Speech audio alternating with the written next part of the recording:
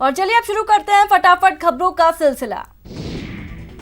प्रधानमंत्री नरेंद्र मोदी ने आज उच्च प्राथमिकता वाली योजनाओं को लेकर मंत्रियों के साथ बैठक कर रहे हैं। इस बैठक में प्रधानमंत्री पिछले 6 महीनों में मंत्रालयों की विकास कार्यों की प्रगति की समीक्षा कर रहे हैं। प्रधानमंत्री नरेंद्र मोदी की ये बैठक प्रवासी भारतीय केंद्र में बुलाई गई है। ये मोदी सरकार के दूसरे कार्यकाल की दूसरी बैठक है। माना जा रहा है कि इस बैठक के बाद पीएमओ सभी मंत्रियों की रिपोर्ट कार्ड तैयार करेगा। रिपोर्ट कार्ड के आधार पर ही मंत्रियों का मंत्रिमंडल में भविष्य तय होता है। भारत और चीन के बीच सीमा विवाद के मसलों को हल करने के लिए आज आगरा में राष्ट्रीय सुरक्षा सलाहकार अजित डोभाल और चीन के विदेश मंत्री और स्टेट काउंसलर वांग यी के बीच बैठक होगी। सीएए पर सोनिया गांधी की सियासत। अपने संबोधन में सीएए को बताया भेदभाव वाला कानून। कहा भाजपा सरकार ने जनता की आवाज के साथ घोर अनदेखी की। सीएए और एनआरसी के मुद्दे को लेकर आज आरजेडी ने बिहार बंद का ऐलान किया। पार्टी के नेता तेजस्वी यादव ने लोगों से लगातार शांतिपूर्ण प्रदर्शन करने की अपील की। नागरिकता कानून और एनआरसी पर हंगामे के बीच बिहार के मुख्यमंत्री नीतीश कुमार ने बड़ा बयान दिया। सीएम नीतीश ने बिहार में एनआरसी नहीं लागू होने की बात कही। नागरिकता कानून और एनआरसी के खिलाफ बहस लेकर सड़कों पर उतरे आरजेडी कार्यकर्ता। कई जगह रोकी गई ट्रेन। आरजेडी के बिहार बंद पर जब समर्थकों से पूछा गया तो उनका कहना था कि वो नागरिकता नहीं महंगाई को लेकर बंद कर रहे हैं। बिहार के गया में 23 साल पुराने हत्याकांड में रिटायर्ड डीएसपी सहित 4 जवानों को फास्ट ट्रैक कोर्ट ने उम्र कैद की सजा सुनाई। साथ ही मृतक के परिजनों को जुर्माने की राशि देने को भी कहा। हिंसा से यूपी में 13 लोगों की मौत हुई। मेरठ में 4, वाराणसी में 2, कानपुर में 2 की मौत की सूचना। संभल में 2, फिरोजाबाद में 1 व्यक्ति की मौत। कल हुए बवाल के बाद यूपी में 21 जिलों में इंटरनेट सेवाएं बंद। लखनऊ, कानपुर, वाराणसी, मेरठ, मुजफ्फरनगर, अमरोहा, बुलंदशहर, सहारनपुर, बिजनौर, बहराइच में रोकी गई इंटरनेट सेवाएं।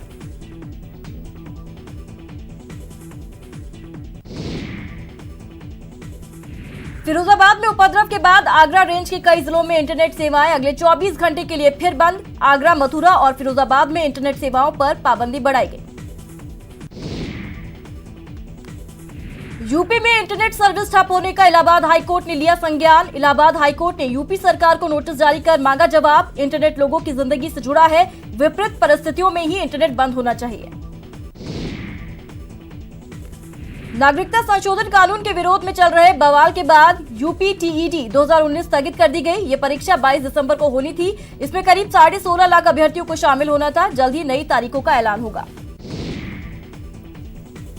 नागरिकता संशोधन बिल को लेकर कानपुर के बाबूपुरवा बाकरगंज इलाके में भीषण बवाल हुआ। दंगाइयों ने पुलिस के ऊपर ईंट पत्थर से हमला कर पथराव किया और हमले में 20 से अधिक पुलिसकर्मी घायल हुए। पथराव के बाद पुलिस ने आंसू गैस और बुलेट गन से फायर कर दंगाइयों को खदेड़ दिया। वहीं दंगाइयों की गिरफ्तारी होनी शुरू हो गई है। पुलिस ने अब तक 25 से अधिक दंगाइयों को गिरफ्तार कर लिया। गोरखपुर में पुलिस ने हिंसा के आरोपियों की फोटो जारी की। उपद्रवियों की तलाश में जुटी पुलिस। फिरोजाबाद में बवाल के बाद प्रशासन ने आगरा में न्यूज चैनल्स के प्रसारण पर रोक लगाई। खुफिया विभाग से इनपुट मिलने के बाद प्रशासन ने उठाया कदम। वहीं प्रदेश में हुई हिंसा पर सीएम योगी सख्त। सुरक्षा व्यवस्था को लेकर डीएम एसपी से लगाई क्लास। कहा प्रदर्शन के नाम पर हिंसा नहीं बर्दाश्त, बख्शे ना जाए उपद्रवी।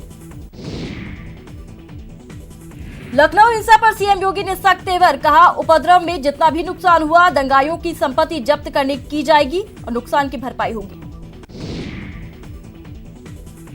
महाराष्ट्र एंटी करप्शन ब्यूरो ने बॉम्बे हाईकोर्ट की नागपुर बेंच के सामने एक और हलफनामा देकर एनसीपी के नेता अजीत पवार को विदर्भ सिंचाई विकास निगम के तहत आने वाली 12 परियोजनाओं से जुड़े कथित घोटालों में क्लीन चिट दी।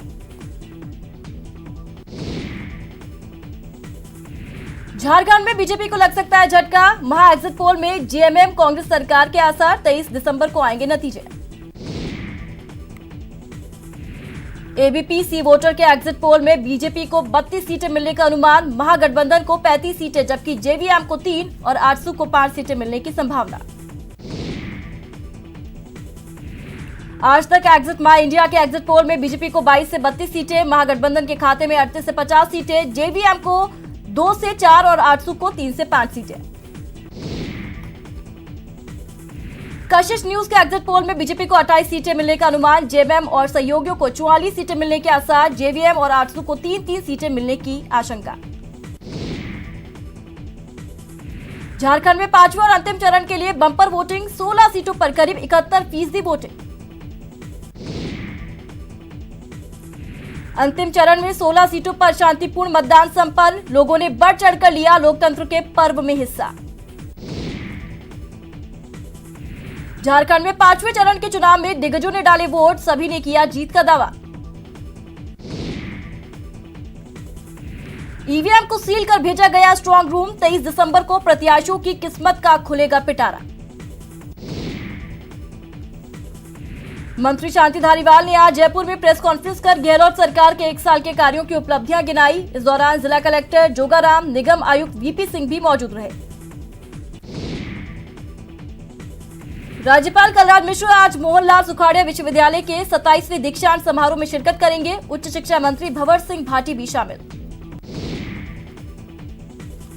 कार्यक्रम में शामिल होने के लिए राज्यपाल कलराज मिश्र विशेष विमान से डबोक एयरपोर्ट पहुंचे, जहां कुलपति प्रोफेसर नरेंद्र सिंह राठौड़ और प्रशासनिक अधिकारियों ने राज्यपाल की अगुवाई की।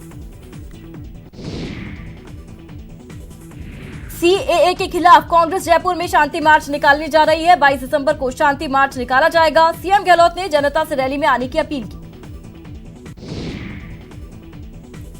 सीएम गहलोत ने साफ साफ शब्दों में राजस्थान के सरकारी महकमों में काम करने वाले कामचोर कर्मचारियों और अधिकारियों को चेतावनी दी, काम कीजिए, इनाम पाइए, नहीं तो चलते बनिए। जयपुर कोर्ट ने बम ब्लास्ट के दोषियों को फांसी की सजा सुनाई। बता दें कि 8 सीरियल बम ब्लास्ट में 71 लोगों की मौत हो गई थी।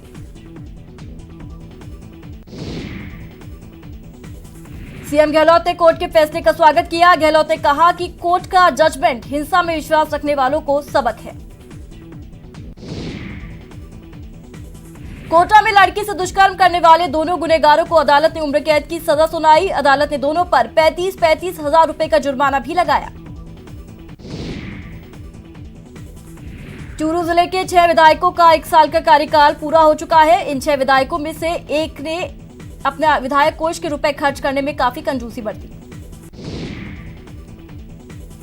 कोटा में सोशल मीडिया पर मारपीट का एक वीडियो वायरल हो रहा है, जिसमें एक टोलकर्मी ट्रक ड्राइवर से मारपीट करता दिखाई दे रहा है। ये वीडियो NH-27 सीमलिया टोल नाके का बताया जा रहा है।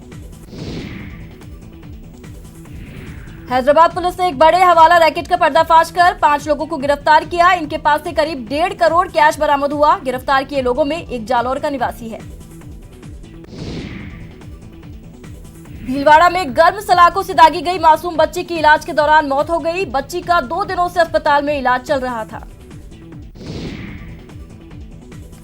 सीकर जिले के श्री माधोपुर कस्बे में आज रेलवे कॉलोनी में एक रेलवे कर्मचारी का जला हुआ शव मिला। शव की सूचना मिलते ही मौके पर पहुंची पुलिस ने शव को कब्जे में लेकर जांच में जुट गई। कोटा के उद्योग नगर थाना इलाके में देर रात चोरों ने एक फ्लैट में रखे सामान को लेकर फरार हो गए। पुलिस सूचना के बाद चोरों की तलाश में जुट गई है। और चलिए आपको सीधा लिए चलते हैं उदयपुर। 27वां दीक्षांत समारोह यहां पर आयोजित हुआ है, जिसमें आपको बता दें कि कार्यक्रम में राज्यपाल संबोधित कर रहे हैं, शिरकत कर रहे हैं और आप तस्वीरें देख सकते हैं। ब्रेक के बाद एक बार फिर से आप सभी का स्वागत है और चलिए फटाफट खबरों के सिलसिले को आगे बढ़ाते हैं।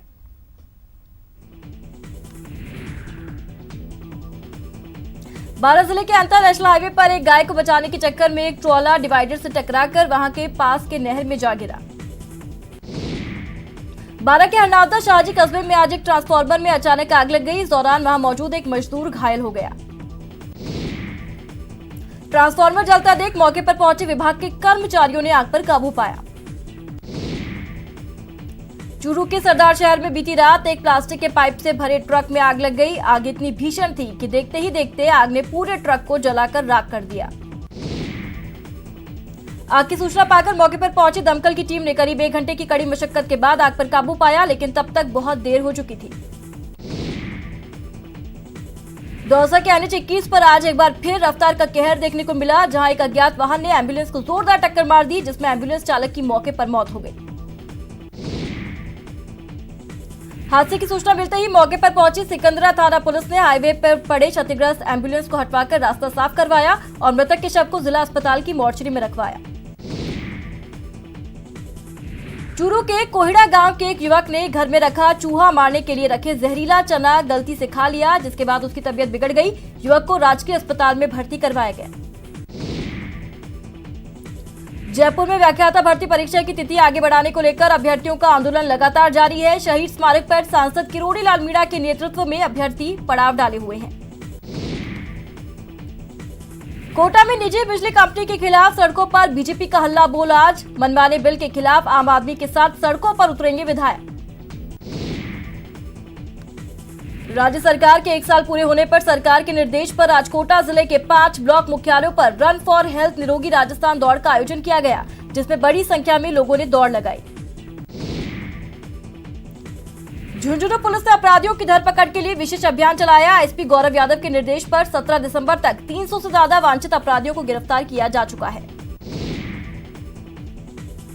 भारतीय सेना के कामकाज में तेजी लाने और पारदर्शिता बनाए रखने के लिए जयपुर में रक्षा लेखा विभाग के आला अधिकारियों का जमावड़ा लगा। दौसा कलेक्ट्रेट के सभागार में आज पंचायती चुनाव को लेकर सरपंचों और वार्ड की लॉटरी निकाली जा रही है।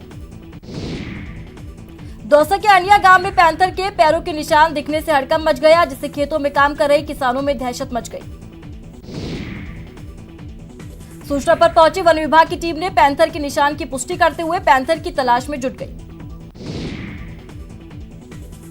बता दें 5 दिन पहले भी अनिया से कुछ दूर पर एक पैंथर देखा गया था, जिसे वन विभाग की टीम ने ट्रैंक्यूलाइज कर लिया था। जैसलमेर में करीब 6 साल से तारीखों में उलझा सोनू हमीरा रेल लाइन का काम आखिरकार पूरा कर लिया गया, जिसके बाद रेलवे लाइन पर इंजन ट्रायल किया गया। और इसी के साथ इस बुलेटिन में फिलहाल इतना ही। नमस्कार।